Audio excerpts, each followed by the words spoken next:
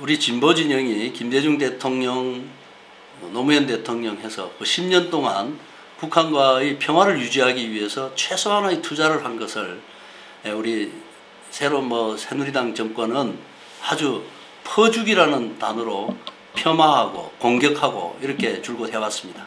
그래서 제가 작년 대선 때 우리 문재인 후보에게 이제는 우리가 북한 퍼옥이라는 개념을 도입해서 이런 논란을 잠재울 필요가 있다 주장을 했습니다. 그 근거가 되는 것은 북한의 지하 자원이 무려 측정하기에 나름으로 여러 가지 설이 있습니다만은 최소 7천조 원 정도 묻혀 있는 것으로 파악이 되고 있습니다. 7천조 원이면은요, 우리나라 예산이 350조 원 정도 되니까 대략 20년 예산입니다. 북한 예산으로 따지면 200년도 더 넘을 수도 있겠죠. 이런 엄청난 자원이 북한이 기술이 부족하고 자본이 부족해서 사실상 스스로 개발하지 못하고 중국이나 러시아 쪽에 자꾸 넘겨주는 그런 소식들이 들려옵니다. 우리가 이 부분에 기술도 되고 자본을 대서 같이 개발하고 발굴해서 이것을 공동으로 수출하거나 이용한다면 이거야말로 제가 볼 때 한국 경제가 나아갈 새로운 블루오션이라고 봤습니다. 그렇기 때문에 우리가 이것을 어떤 형태로든 북한과의 관계에서 이제는 퍼오기 한다 하는 개념으로, 경제적인 개념으로 접근할 필요가 있다, 이렇게 건의를 했던 건데요. 이게 지금도 유효합니다. 오히려 더 강화됐습니다. 그 필요성이요. 왜냐하면은 그 지하자원 7천조 원어치가 아니라 실제로는 희토류가 무려 65조 달러, 7경원어치 정도가 묻혀 있다는 겁니다. 7경이라는 숫자가 우리 사실은 거의 써본 적도 없는 그런 엄청난 단위인데요. 이 부분이 거의 현실성이 있는 것으로 나타나고 있고, 심지어 최근에는 영국에 있는 그런 광물 탐사 전문 회사와 함께 공동 개발하기로 계약을 체결했다는 기사까지 나오고 있습니다. 바로 이런 엄청난 지하자원을 우리가 가만히 놔두고 다른 나라 좋은 일 시킬 일이 없지요. 우리가 반드시 이 부분에 있어서는 어떤 형태로든 관계를 복원해서 북한에 있는 그 7경원이나 되는 그 자원을 우리가 같이 개발하고 같이 그 혜택을 누려야 한다고 생각합니다. 이게 북한 포기의 본령입니다.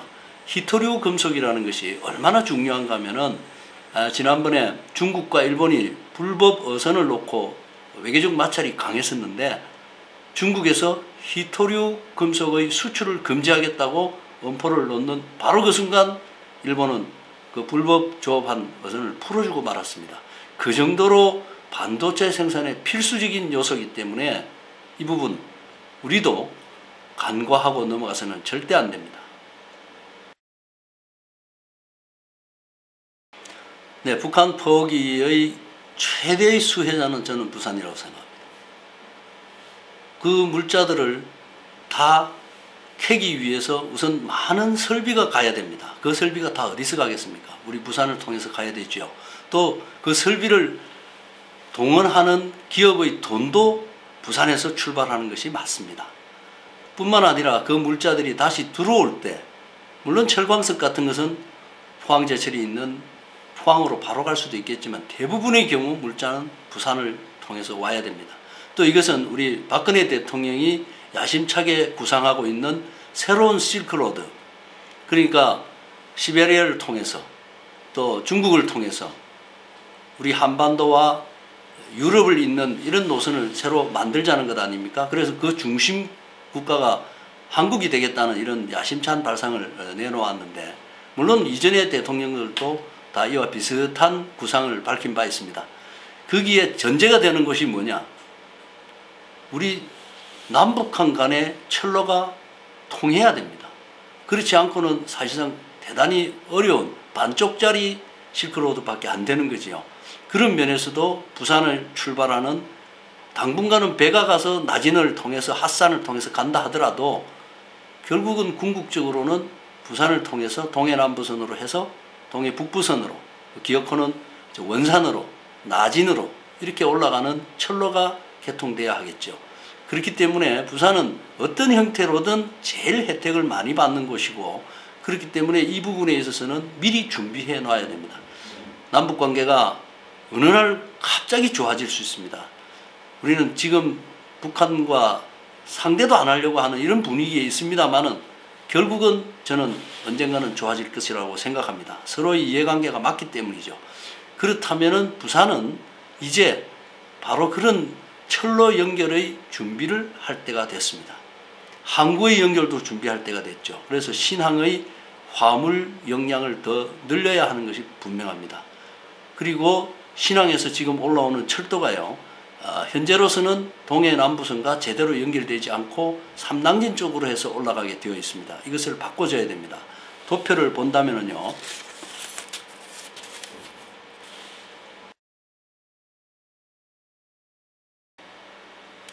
이 도표에서 나오듯이 현재 부산 신항의 철로는 이렇게 신항에서 올라가 가지고 장류, 진영을 거쳐서 삼당진으로 가게 되어 있습니다. 그렇지만 앞으로 우리가 북한과의 관계, 그야말로 꿈의 실크로드가 연결될 때를 가상한다면은 이 선은 당연히 지금 현재 부산 마산 복선 전철이 지금 되고 있습니다. 진행되고 있는 바로 이 부분을 지나 서로 연결되게 해줘야 된다는 거죠. 그래서 이 선으로 해서 부산 신항에서 나온 물자들이 다시 경부선과 만나는 이쪽까지 해서 부전역을 통해 가지고 동해남부선으로 갈 수 있게, 이 정도의 철로를 연결시키는 작업 정도, 돈도 별로 안 들 것입니다. 그러나 이것을 미리 해놓지 않으면 그때 가서 분위기가 좋아졌을 때 하기는 더 어려울 겁니다. 그래서 당장 내년부터 우리는 이런 부분의 준비를 갖춰 나가야 할 것이다. 그렇게 됐을 때는 부산 신항에서 올라온 물자들이 바로 이렇게 부전역을 통해서 동해남부선으로, 동해북부선으로, 나진까지, 더 멀리는 이제 그 꿈의 유럽까지 가는 그런 선을 탈 수 있게 되겠죠. 부산은 바로 신항과 철로를 연결하는 그 준비를 지금부터 꼭 해야 된다고 하는 것이 제 주장입니다.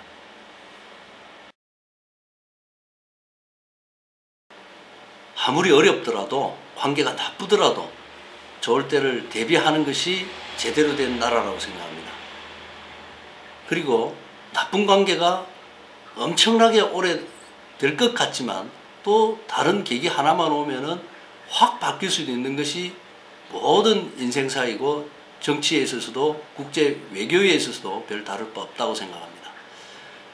박정희 대통령 시대를 우리가 한번 생각해 보면은요,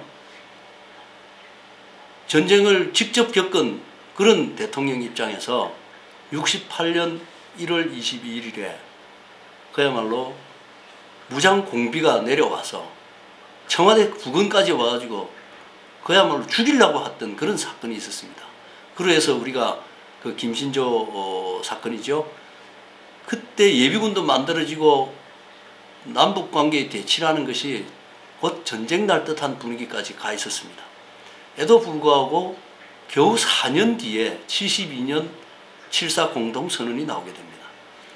그 사이에 이미 여러 차례 서로 물밑에서 접촉했다는 거죠.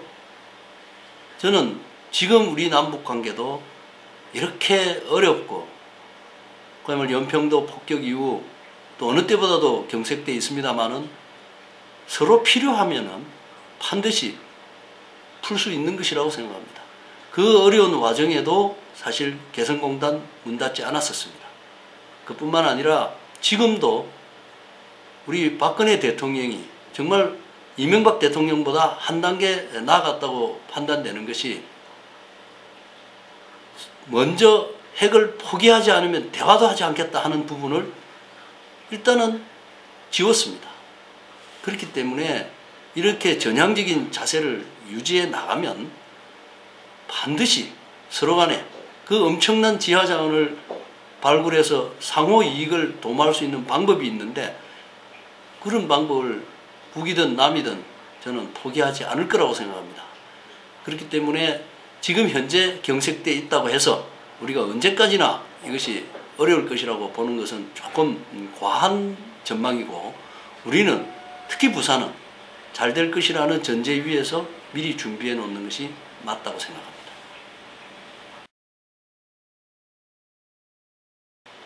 최근 북한에서 생기는 일을 보면은 정말 어처구니가 없죠.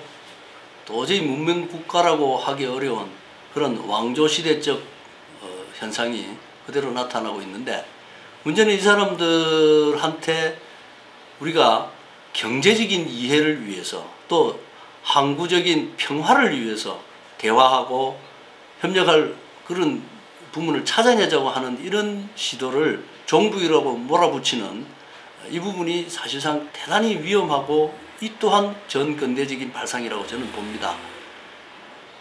세상에 지금 저런 식의 일을 하는 북한을 놓고 따라하기, 종북할 수 있는 남쪽의 지식인이 몇 명이나 있겠습니까? 있다고 하더라도 그 부분은 저는 별로 중요하지 않다고 생각합니다. 지금 현 정권이 주장하고 있는 종북몰이는 정치적인 반대 세력에 대해서 탄압하는 그런 구실에 불과하다고 여기는 거죠. 실제로 우리가 북한을 볼 때 종북 논란이 있고 어떤 저쪽에 가지고 있는 비민주적이고 비인권적인 부분이 있다손 치더라도 우리는 냉철하게 이 관계를 분석할 필요가 있고 아주 냉정한 자세로 접근할 필요가 있다고 생각합니다. 누가 뭐라고 그래도 사실상 남과 북은 유엔에 가입되어 있는 독립된 국가로 인정받고 있습니다. 전 세계적으로. 그런데 이것을 어떨 때는 독립된 국가로서 유엔 가입 국가로서 대우를 했다가 어떨 때는 한민족으로서 우리한테 반민족적인 일을 하고 북한 땅을 불법적으로 점유하고 있는 이상한 세력으로 또 몰아가는 이 두 가지 가치관이 혼돈돼서 나타나기 때문에 종북몰이라는 것도 어느 정도 국민들한테 어떤 면에서는 지지를 받고 있는 거라고도 할 수 있죠. 그러므로 우리는 정말 이런 종북이라는 부분의 프레임에 걸리지 않도록 처신을 조심해야 될 것이고요. 분명히 한 것은 어쨌든 북한을 국가적인 차원에서 대등하게 보고 경제적인 면에서는 우리가 북한 퍼오기를 하는, 그래서 북한한테도 도움을 주는, 그것이 항구적으로는 북한 인민의 생활에도 도움이 되게 하는 그런 전략을 아주 정교하고 냉철하게, 그러면서도 그야말로 현명하게 세워나가야 할 때라고 생각을 합니다.